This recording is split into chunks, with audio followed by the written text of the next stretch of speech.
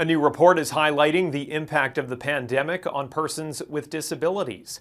As Jacqueline Cousy explains, it found many have been left out of the equation when it comes to COVID-19 supports. It's been a struggle. Self-advocate Melody Scout lived alone at the start of the pandemic.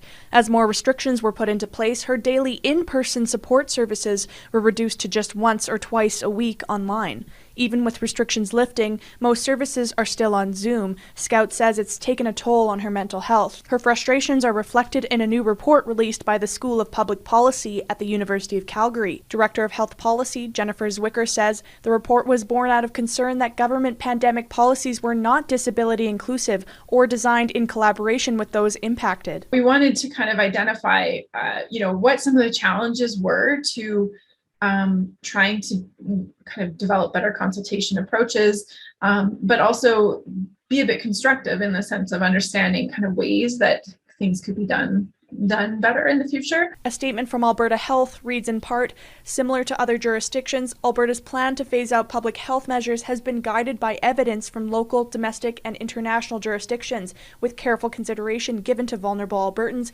including those who are immunocompromised and people with disabilities. Executive Director for the Southern Alberta Individualized Planning Association, Mark David, says he's witnessed firsthand the extra hardships being faced by those living with disabilities. Definitely a lot of isolation, lack of accessibility, and lack of information. And so that takes its toll over a 2-year period. Scout says she hopes future emergency planning can be more collaborative. It would be nice to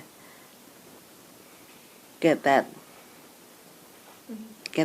support from the government and not being left out on the curb. Jacqueline Cousy, Global News.